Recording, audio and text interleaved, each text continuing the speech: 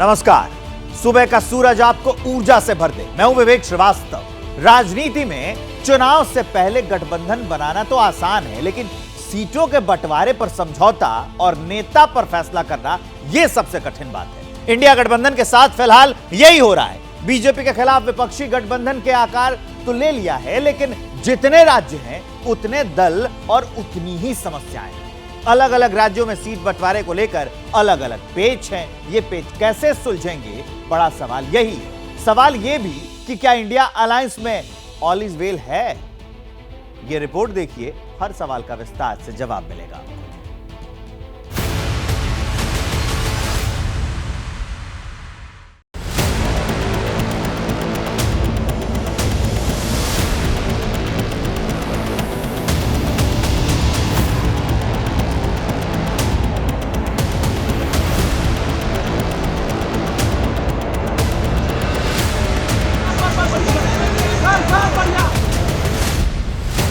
चुनाव में 3 महीने शेष, इंडिया में जारी क्लेश।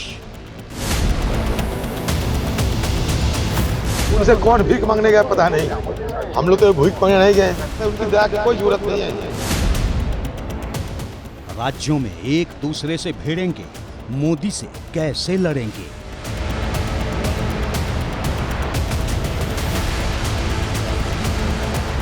सीट शेयरिंग को लेकर हर पार्टी की अपनी दावेदारी होती है। हमारी भी इच्छा थी कि हम ज़्यादा सीटों पर लड़ें। तो जरूरत पड़ी पीछे हटने की, कांग्रेस पीछे हटेगी। जनता दल को, राजद को और वाम दलों को जरूरत पड़ेगी तो लोगों को भी पीछे हटना चाहिए। सीट शेयरिंग का इंडिया गेट, कब तक वेट। देखिए, इंडिया गठबंधन के जो हमारे सहयोगी दल हैं, जो रीजनल पार्टी हैं, ये बीजेपी को खत्म करना नहीं चाहते, ये तो कांग्रेस को मिटाना चाहते हैं।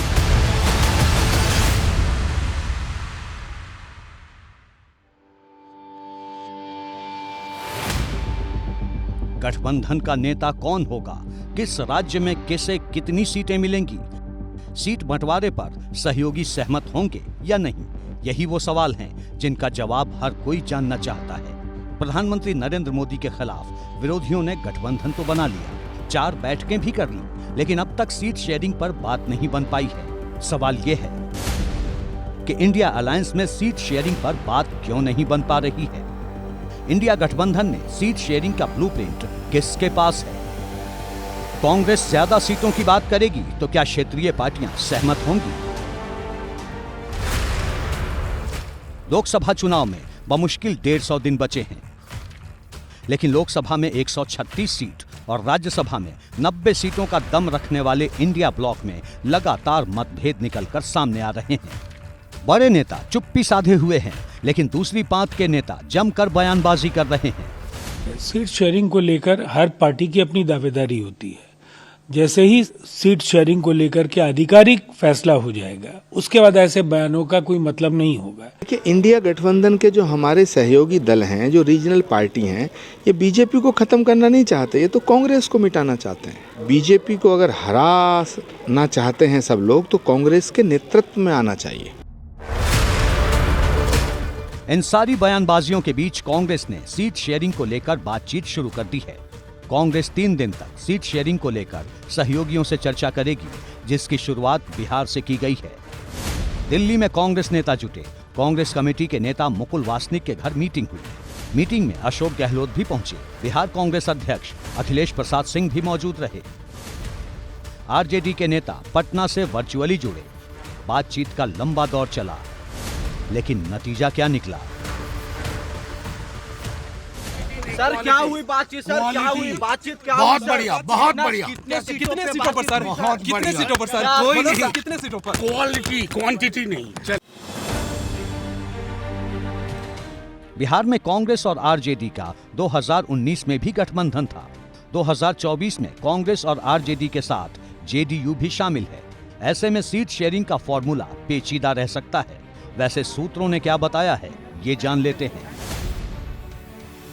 बिहार में लोकसभा की 40 सीटें हैं। बताया जा रहा है कि आरजेडी और जेडीयू को 16-16 सीटें मिल सकती हैं, तो चुनाव लड़ने के लिए कांग्रेस के खाते में सिर्फ 6 सीटें आ सकती हैं। 2 सीटों पर इंडिया अलायंस के एक और पार्टनर लेफ्ट को जगह मिल सकती है। 2019 में जेडीयू एनडीए का हिस्सा थी।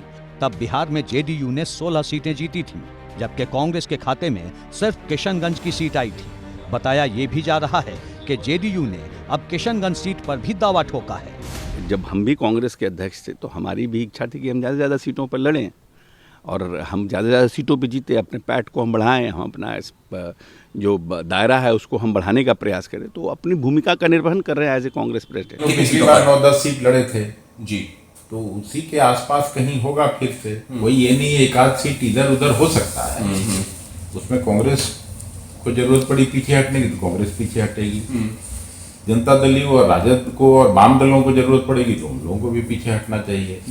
किशनगंज सीट पर जेडीयू दूसरे नंबर पर रही थी, इसलिए जेडीयू इस सीट पर भी अपना दावा कर रही है।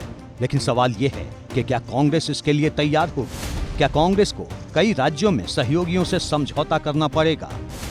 सीटों पर पेच सिर्फ बिहार में नहीं फंसा है, दूसरे राज्यों में जहां जहां शत्रप है वहां वहां कांग्रेस के लिए सीटों पर तकरार है। कश्मीर से लेकर तमिलनाडु तक और महाराष्ट्र से लेकर पश्चिम बंगाल तक सीटों पर एक राय होना इंडिया अलायंस के लिए एक जंग लड़ने जैसा है। आगे समझिए। इंडिया गठबंधन में कांग्रेस सबसे बड़ी पार्टी है, लेकिन यही उसकी सबसे बड़ी कमजोरी भी है, क्योंकि गठबंधन में जितने भी बड़े क्षेत्रीय दल हैं वो नहीं चाहते कि कांग्रेस इतनी ज्यादा मजबूत हो जाए कि विधानसभा चुनाव में वो उन पर ही भारी दिखने लगे। यही वजह है कि जिन राज्यों में क्षेत्रीय पार्टियों का दबदबा है वहां कांग्रेस के लिए राह आसान नहीं है। मसलन जम्मू कश्मीर में कांग्रेस का नेशनल कॉन्फ्रेंस और पीडीपी के साथ सीट बंटवारे पर पेच है। पंजाब और दिल्ली में आम आदमी पार्टी के साथ मामला उलझा हुआ है। उत्तर प्रदेश में समाजवादी पार्टी और आरएलडी के साथ, तो बिहार में जेडीयू, आरजेडी और लेफ्ट के साथ, जबकि झारखंड में जेएमएम के साथ बातचीत का लंबा दौर चलना तय है। महाराष्ट्र में शिवसेना उद्धव, एनसीपी पवार, केरल में लेफ्ट, आईयूएमएल, केसीएम और तमिलनाडु में डीएमके और एमडीएमके के साथ समीकरण अभी तक सुलझ नहीं पाया है। कुल मिलाकर 9 राज्यों की 267 सीटों पर बुरी तरह से पेच फंसा है। ये वो राज्य हैं जहां क्षेत्रीय क्षत्रपों ने सीट बंटवारे को लेकर कांग्रेस के लिए लकीर खींच दी है। बात देश के सबसे बड़े सियासी सूबे उत्तर प्रदेश की करते हैं। गठबंधन में पूरी जिम्मेदारी के साथ समाजवादी पार्टी साथ है। समाजवादी पार्टी और दलों को भी साथ लेकर के बहुत जल्दी फैसला ले लेंगे। अभी सूर्य को उत्तरायण में आने दो। कितने सूर्य को उत्तरायण में आते ही सब फैसले हो जाएंगे। अखिलेश यादव ने सूर्य के उत्तरायण होने पर सीट शेयरिंग फाइनल होने की बात कही, लेकिन ये भी सच है कि सीट बंटवारे को लेकर यूपी में ही सबसे बड़ा पेच है। समाजवादी पार्टी ने यूपी की 80 में से 65 सीटों पर चुनाव लड़ने का इशारा दिया है। कांग्रेस को 8 से 10 सीटें दी जा सकती हैं, जबकि आरएलडी और बाकी सहयोगियों को 5 से 7 सीटें मिल सकती हैं। 2019 में कांग्रेस ने यूपी की 80 सीटों पर चुनाव लड़ा था, लेकिन जीत सिर्फ एक ही सीट पर मिली थी। वैसे खबर ये भी है कि कांग्रेस की राज्य इकाई यूपी में सीट बंटवारे को लेकर 50-50 का फॉर्मूला मांग रही है, जिस पर अखिलेश यादव शायद ही तैयार हों। कहानी ये है कि कांग्रेस उत्तर भारत के कई राज्यों में तुलनात्मक रूप से छोटी पार्टी हो गई है और जिन राज्यों में वो मजबूत है वहां वो अपना कद बिल्कुल भी नहीं घटाना चाहती। लेकिन मुसीबत ये है कि पिछले चुनाव के रिकॉर्ड के आधार पर क्षेत्रीय दल उसे ज्यादा सीट देने को तैयार नहीं है। इन्हीं पार्टियों में टीएमसी भी शामिल है। इंडिया अलायंस में पश्चिम बंगाल में ही सीट शेयरिंग का मुद्दा सबसे पेचीदा है। पश्चिम बंगाल में कुल 42 सीटें हैं। कांग्रेस 6 से 10 सीटें चाहती है, लेकिन टीएमसी 2 सीटों पर ही राजी है। टीएमसी की दलील है कि 2019 के नतीजों के आधार पर सीटों का बंटवारा हो, लेकिन कांग्रेस को यह मंजूर नहीं। अधीर रंजन चौधरी खुलकर ममता सरकार पर निशाना साध रहे हैं। उनसे कौन भीख मांगने गया पता नहीं, हम लोग तो भीख मांगने नहीं गए, तो उनकी दया की कोई जरूरत नहीं है हमें। ये और नहीं चाहते कि गठबंधन हो, तो ममता जी आज जो कर रहे हैं वो मोदी जी की सेवा में लगे हुए हैं। टीएमसी को लेकर अधीर रंजन चौधरी की नाराजगी यूं ही नहीं है। बंगाल में लोकसभा की 42 सीटें हैं। 2019 में टीएमसी को 22 सीटें मिली थी, बीजेपी ने 18 सीटों पर जीत हासिल की थी। कांग्रेस के खाते में 2 सीटें गई थीं। इनमें अधीर रंजन चौधरी की बहरामपुर सीट और मालदा दक्षिण सीट शामिल थी। पश्चिम बंगाल की कई सीटों पर मुस्लिम वोटर निर्णायक हैं, इसलिए कांग्रेस मुसलमान वोटों में अपनी मुकम्मल हिस्सेदारी चाहती है। सूत्रों के मुताबिक पश्चिम बंगाल में कांग्रेस कम से कम 6 सीटों पर चुनाव लड़ना चाहती है। इनमें बहरामपुर और मालदा दक्षिण के साथ ही मालदा, मुर्शिदाबाद, उत्तर दिनाजपुर और दार्जिलिंग शामिल हैं। कांग्रेस का दावा अपनी जगह है, लेकिन सवाल यह है कि क्या ममता बनर्जी इस पर राजी होंगी, वो भी तब जब सीट बंटवारे से पहले दोनों पार्टियों में तीखी जुबानी जंग छिड़ी है। खासतौर से ईडी की टीम पर हमले के बाद बात अलग अलग चुनाव लड़ने तक की होने लगी है।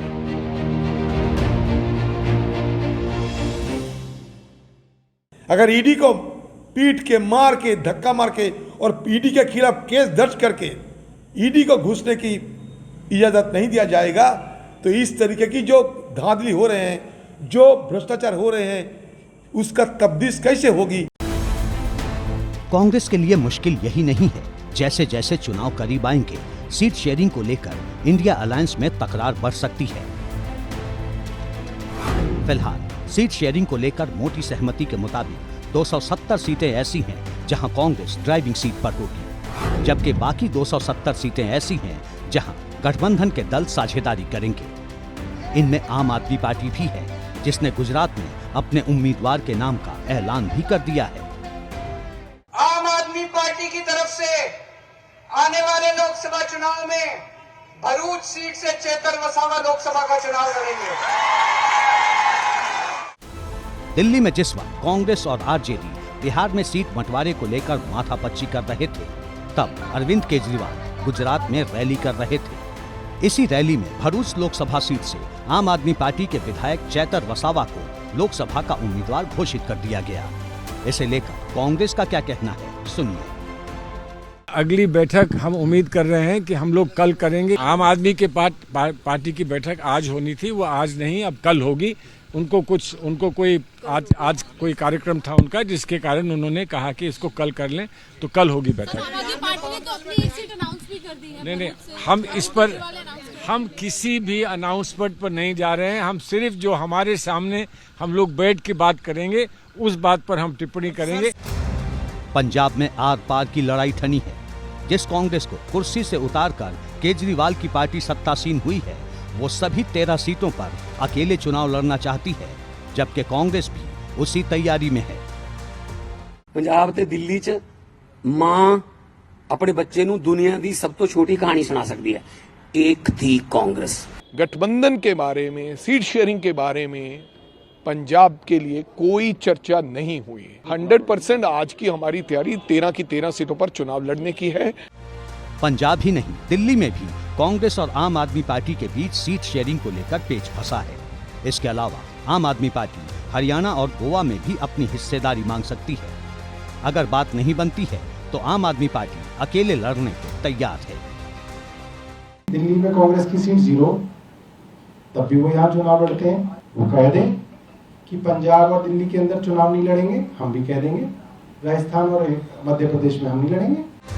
गठबंधन में विरोध की उठती आवाजों से साफ है कि सीट शेयरिंग की राह आसान नहीं है। उत्तर से दक्षिण तक एक जैसा ही हाल है। सीटों का ऐसा ही पेच केरल में भी फंसा है, जहां लेफ्ट और कांग्रेस दोनों आमने सामने हैं। केरल में मुख्य रूप से 2 गठबंधन हैं, एक है यूडीएफ और दूसरी है एलडीएफ। कांग्रेस यूडीएफ की हिस्सेदार है और वाम दल एलडीएफ की अगुवाई करते हैं। 2019 में जब लोकसभा चुनाव हुए तो यूडीएफ ने केरल की 20 लोकसभा सीटों में से 19 पर जीत दर्ज की। इसमें अकेले कांग्रेस की 15 सीटें थी। कांग्रेस सिर्फ 1 सीट पर ही चुनाव हारी थी और उसका वोट प्रतिशत 37% से भी ऊपर रहा था, जबकि एलडीएफ को सिर्फ 1 सीट मिली और वो भी सीपीएम की जीती हुई थी। यही वो आंकड़ा है जो केरल में कांग्रेस के हौसले को मजबूत कर रहा है। लेकिन कांग्रेस की मुश्किल इतनी सी नहीं है। अमेठी को छोड़ केरल के वायनाड जा चुके राहुल गांधी की लोकसभा सीट को लेकर सीपीएम ने भी दावेदारी ठोक दी है। 3 दिसंबर को 3 राज्यों के नतीजे आने के बाद केरल के सीएम पी विजयन ने कांग्रेस पर जमकर निशाना साधा था। सीपीएम नेता एमवी गोविंदन ने तो राहुल की वायनाड सीट पर सीपीएम की दावेदारी ठोकते हुए कहा कि कांग्रेस बीजेपी के खिलाफ वोटों को साथ लाने में नाकाम हो चुकी है। कांग्रेस बीजेपी के साथ सीधी लड़ाई हार चुकी है। कांग्रेस के पास और विकल्प नहीं है। ऐसे में कांग्रेस कैसे बीजेपी को चुनौती दे सकती है? यानी दक्षिण के जिस दुर्ग से कांग्रेस बीजेपी को टक्कर देने की ख्वाहिश पाले हुई थी, वहां भी सीटों को लेकर सहमति नहीं बन पाई है, क्योंकि केरल ही नहीं बल्कि 39 सीटों वाले तमिलनाडु में भी डीएमके के साथ कांग्रेस का सीट फॉर्मूला अटका हुआ है। पिछली बार 8 सीटें जीतने वाली कांग्रेस ज्यादा सीटें चाह रही है, जबकि डीएमके अपने हिसाब से फैसले करना चाहता है। तो कांग्रेस के बड़े नेताओं का दावा है कि जल्द ही ये मामला सुलझा लिया जाएगा। जो वहाँ की पार्टियां हैं इंडिया गठबंधन की, उनके साथ में बातचीत शुरू हो रही है और उम्मीद करते हैं कि बहुत स्मूथली सबके साथ में सीट शेयरिंग का जो काम है वो आगे बढ़ेगा। कांग्रेस को गठबंधन का लंबा तजुर्बा है। 2019 के चुनाव में भी कई राज्यों में कांग्रेस ने क्षेत्रीय दलों से करार किया था। मसलन 2019 के लोकसभा चुनाव में बिहार में कांग्रेस आरजेडी के साथ थी। बिहार की 40 में से कांग्रेस ने 9 सीटों पर चुनाव लड़ा था और सिर्फ 1 पर जीत मिली थी। महाराष्ट्र में कांग्रेस एनसीपी के साथ थी। 48 में से 25 सीटों पर चुनाव लड़ा, पर जीत मिली सिर्फ 1 पर। झारखंड में जेएमएम से गठबंधन था। 14 में से 7 सीटों पर चुनाव लड़ा, यहाँ भी कांग्रेस को सिर्फ 1 सीट मिली थी। कर्नाटक में कांग्रेस और जेडीएस साथ थी। 28 में से 21 सीटों पर चुनाव लड़ा और वहाँ भी कांग्रेस को सिर्फ 1 ही सीट मिली। यही वजह है कि क्षेत्रीय पार्टियां कांग्रेस को अपने हिसाब से सीट देना चाहती है। लेकिन सवाल ये है कि इंडिया अलायंस की सबसे बड़ी पार्टी होने के नाते कांग्रेस क्षेत्रीय क्षत्रपों के सामने क्या झुकने को तैयार होगी? ये तो आने वाले दिनों में ही साफ होगा। फिलहाल इंडिया गठबंधन ने 20 जनवरी तक की लकीर खींची है। कांग्रेस ने बिहार में आरजेडी से बात कर इसकी शुरुआत कर दी है, लेकिन इंडिया ब्लॉक के नेताओं को भी पता है कि सीट बंटवारे को लेकर आगे की राह आसान नहीं रहने वाली। बात राम मंदिर की, रामलला की प्राण प्रतिष्ठा की। बस 14 दिन बाद पूरा देश, पूरी दुनिया अद्भुत, दिव्य, अलौकिक दृश्य देखेंगे। एक और लोगों को उस ऐतिहासिक क्षण का इंतजार है, तो दूसरी ओर प्राण प्रतिष्ठा के निमंत्रण को लेकर सियासत अपार है। राम मंदिर के लिए निमंत्रण मिला क्या? यह सवाल विपक्ष के बड़े बड़े नेताओं को परेशान कर रहा है, क्योंकि वो 22 जनवरी को कहां होंगे, अयोध्या या कहीं और? इसका जवाब उन्हें भी नहीं पता।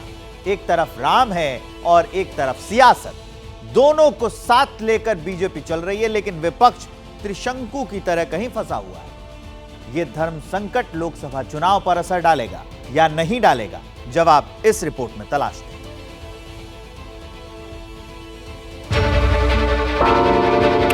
हमारा पक्ष ये है कि भगवान जब बुलाएंगे तो वो बीजेपी भी नहीं रोक पाएगी। किसी को आने जाने से रोकना ये गलत भ्रम फैलाने का प्रयास किया। पहले भी हम अयोध्या गए, आज भी अयोध्या जाएंगे, कल भी अयोध्या जाएंगे। ना, हम तो वृंदावन जाते हैं कृष्ण भगवान के पास। जब अल्लाह बुलाता है, बाहे गुरु बुलाते हैं तो लोग जाते हैं। 22 जनवरी का न्योता मिला तो धर्म संकट का अध्याय अपने आप ओपन हो गया। न्योता वाले जाने और न जाने में फंसे हैं, तो जिन्हें न्योता अभी तक नहीं मिला, उनमें से कुछ जाने पर भी अड़े हैं। ये कोई और साल होता तो धर्म संकट पर इतनी चर्चा, इतनी बहस शायद नहीं होती। लेकिन 22 जनवरी का कनेक्शन 24 से है। 24 यानी लोकसभा चुनाव। इसलिए सियासत में ये धर्म संकट कई लोगों का खेल बना रहा है, तो कईयों का खेल बिगड़ रहा है। मैं इस वक्त अयोध्या में हूं और प्रभु राम के मंदिर से कुछ ही मीटर की दूरी पर मौजूद हूं। आपको बता दूं कि यहां का हर निवासी 22 जनवरी का बेसब्री से इंतजार कर रहा है, अधीर हो रहा है कि कब वो मुहूर्त आएगा जब मंदिर में प्राण प्रतिष्ठा का कार्यक्रम होगा। लेकिन पॉलिटिक्स के कई दिग्गजों के लिए 22 जनवरी की तारीख धर्म संकट बनकर खड़ी है। सबसे पहले असमंजस में फंसे उस चेहरे की प्रतिक्रिया सुनाते हैं, जो विपक्ष की ओर से पीएम कैंडिडेट का प्रबल दावेदार भी है और देश की सबसे पुरानी पार्टी के चीफ भी। ये सब मुझे इनविटेशन मिला, खुद वो सेक्रेटरी आए थे, पहले जो रिटायर्ड प्रिंसिपल सेक्रेटरी थे मोदी जी के, फिर जो ट्रस्ट के एक सेक्रेटरी शंकर जी, ऐसा कुछ नाम है, शंकर सिंह, मुझे याद नहीं, वो आए थे, इनविटेशन दिए हैं। मैं जल्द से जल्द तय करूंगा क्या करना। मल्लिकार्जुन खड़गे को सियासत में करीब 50 सालों का अनुभव है और उस अनुभव के आधार पर भी खड़गे ये तय नहीं कर पा रहे कि 22 जनवरी को वो कहां होंगे। सवाल है कि वो कौन सी बाधा है जो प्राण प्रतिष्ठा कार्यक्रम और कांग्रेस चीफ के बीच है। और उससे भी बड़ा सवाल ये कि अगर खड़गे 22 जनवरी को अयोध्या गए तो क्या सियासत पर इस उपस्थिति का कोई प्रभाव पड़ेगा? मुझे तो लगता है कि खड़गे और नीतीश ने अगर अयोध्या जाना तय किया तो इससे उनको लाभ होगा। और मैं नहीं मानता हूं कि इससे मुसलमान उनके खिलाफ हो जाएंगे और उन्हें वोट नहीं देंगे। आज भारत का जो मुसलमान वोटर है वो जो हिंदू संबंधी प्रश्न है उनके आधार पर नहीं तय करता है कि किसको वोट देना है, किसको नहीं वोट देना है। वो ये देखना चाहता है कि भारतीय जनता पार्टी को कौन परास्त कर सकता है। जो भारतीय जनता पार्टी को हरा सकता है, मुसलमानों का वोट उसको जाएगा। वो इस आधार पर नहीं तय करेगा कि अयोध्या कौन गया है, कौन नहीं गया है। मुसलमानों के साथ खड़े होने, जो अपने आप को सरपरस्त कहते थे, नुमाइंदगी करने का दावा करते थे, वो लोग आज थोड़ा सा दूर दूर रहना चाहते हैं मुसलमानों से। हिंदुओं के साथ खड़े दिखाई देना चाहते हैं, लेकिन हिंदुओं के साथ भी ऐसे छुप कर खड़े रहना चाहते हैं, ऐसे डरे दुबके से खड़े रहना चाहते हैं कि कहीं मुसलमान नाराज ना हो जाए। मुसलमान नाराज होता ही नहीं हिंदुओं के साथ खड़े होने में। यह आपकी दुविधा है और यही दुविधा खड़गे साहब की होगी, नीतीश कुमार जी की होगी कि वो राम मंदिर जाएं या नहीं जाएं। पूरे भारत में जो पार्टियां बीजेपी के खिलाफ ताल ठोक रही हैं, नरेंद्र मोदी की हैट्रिक रोकने के लिए मैदान में उतरने की तैयारी में हैं। उन खेमों को भी सुनाएंगे, लेकिन उससे पहले अखिलेश यादव का बयान सुनना जरूरी है, क्योंकि जिस अयोध्या के नाम पर एक ध्रुवीकरण का आभास होने लगा है वो अयोध्या उत्तर प्रदेश में है और उत्तर प्रदेश में बीजेपी के बाद कोई पॉलिटिकल फोर्स सबसे सॉलिड है तो वो है समाजवादी पार्टी। क्या प्राण प्रतिष्ठा के दिन आप भी जाएंगे क्या अयोध्या? देखिए, मैंने आप आधी अधूरी बात मत करिए। पूरी बात यह है कि बीजेपी के लोग ये कह रहे हैं कि जिसके पास निमंत्रण होगा वही आएगा। हमारा पक्ष ये है कि भगवान जब बुलाएंगे तो वो बीजेपी भी नहीं रोक पाएगी। और अगर आपका हमारा किसी का मन करे कि आज भगवान की इच्छा है हमें देखने की, तो क्या हमें कोई रोक पाएगा? सर एक आखिरी क्वेश्चन सर। ये सवाल ये है कि भारतीय जनता पार्टी कैसे तय कर सकती है किसको बुलाना है किसको नहीं बुलाना है। मालदीव के अधिकारी और मंत्री मोदी से क्यों चिढ़े हुए हैं? उनके लक्षद्वीप जाने से मालदीव में बेचैनी क्यों बढ़ गई है, इसको समझिए। इस वक्त मोदी भारतीय टूरिज्म के सबसे बड़े ब्रांड एम्बेसडर बन चुके हैं। लक्षद्वीप की तस्वीरें सामने आने के बाद गूगल पर वहां पहुंचने के तरीके खोजे जाने लगे हैं। लक्षद्वीप के दौरे ने इस बात पर फिर मुहर लगाई है कि मोदी जहां भी जाते हैं वो इलाका नया टूरिस्ट हब बनकर उभरता है। तो क्या अब लक्षद्वीप मालदीव का विकल्प बन रहा है? क्या इसी से चिढ़ है? प्रधानमंत्री के साथ साल में 5-6 एक हाई पावर डेलीगेशन की मीटिंग होती है, वो सारी की सारी दिल्ली में होती है। एक तरफ हम टूरिज्म का ब्रांडिंग करना चाहते हैं। मान लीजिए कल ऑस्ट्रेलिया के प्राइम मिनिस्टर और मैं उनकी मीटिंग हैदराबाद में करता हूँ, तो हैदराबाद का ब्रांडिंग होगा कि नहीं होगा?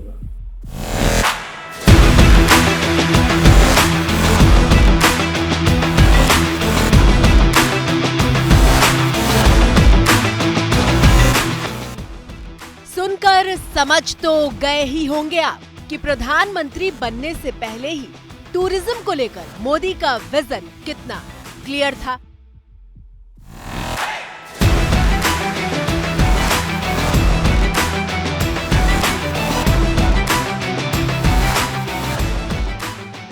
मान लीजिए कल मुझे अमेरिका के प्राइम मिनिस्टर मिल जाते, प्रेसिडेंट मिल जाते, और मान लीजिए मैंने बनारस में मीटिंग वाले रखी। अच्छा, कार्यक्रम तो 6 महीने पहले तय होता है, बनारस की सफाई होगी नहीं होगी, बनारस के अंदर चेतना आएगी नहीं आएगी, बनारस के रोजी रोटी का काम बनेगा कि नहीं, और 2 घंटे की मीटिंग हो जाएगी, दुनिया भर में मेरा बनारस का ब्रांडिंग हो जाएगा।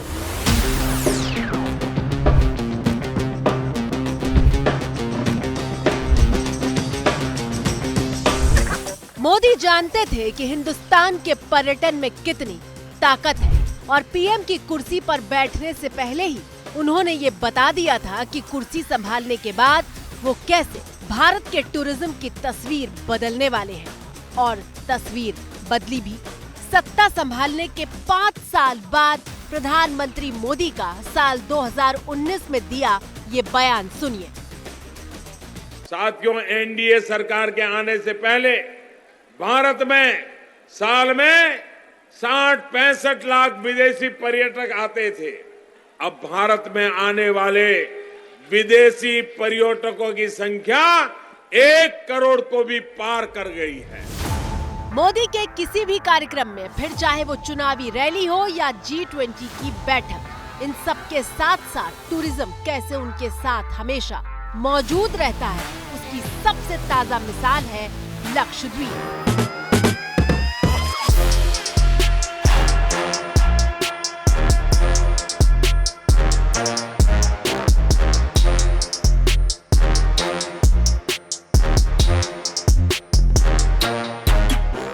पहली नजर में इन तस्वीरों को देखकर लगता ही नहीं कि ये हिंदुस्तान का हिस्सा है, लेकिन सच ये है कि लक्षद्वीप इतना खूबसूरत है कि इसके हर कोने में नजरें बस ठहर कर रह जाती हैं।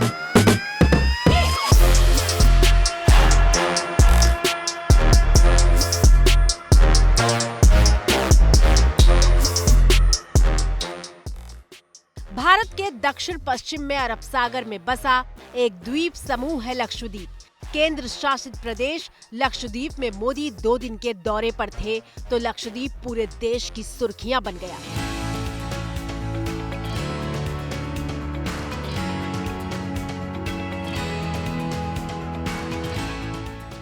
लक्षद्वीप की खूबसूरती को देखकर हिंदुस्तान दंग रह गया। करोड़ों लोगों के जहन में लक्षद्वीप का नाम अगली छुट्टियों के विकल्प के तौर पर कौंधने लगा। लक्षद्वीप की सुंदरता को शब्दों में समेटना बहुत मुश्किल है। जो लोग दुनिया के अलग अलग देशों के द्वीपों को देखने जाना चाहते हैं, वहाँ के समंदर से अभिभूत है, उनसे मेरा आग्रह है कि वो पहले लक्षद्वीप आकर जरूर देखें। आपकी स्क्रीन पर मौजूद है ये गूगल सर्च का रिजल्ट, जिसमें दिख रहा है कि पिछले 24 घंटे में लक्षद्वीप को सबसे ज्यादा बार ढूंढा गया। सोशल मीडिया पर इन तस्वीरों को शेयर करने के पीछे मोदी का मकसद यही तो था। वो देश और दुनिया को बताना चाहते थे कि लक्षद्वीप मालदीव से सुंदरता में कहीं से पीछे नहीं है। लक्षद्वीप की सुबह देखकर मन प्रसन्न हो गया। लक्षद्वीप की सुंदरता को शब्दों में समेटना बहुत मुश्किल है। हाँ, लक्षद्वीप पहुंचने के लिए थोड़ी मशक्कत जरूर करनी पड़ती है। अगर आप फ्लाइट लेकर कोच्चि पहुंचते हैं तो वहां से समंदर के रास्ते लक्षद्वीप जा सकते हैं और इस सफर में 15 से 20 घंटे का वक्त लगता है। अगाती एयरपोर्ट से लक्षद्वीप तक जाने के लिए भी बोट से सफर करना होता है, लेकिन लक्षद्वीप पहुंचते ही दुनिया बदल जाती है।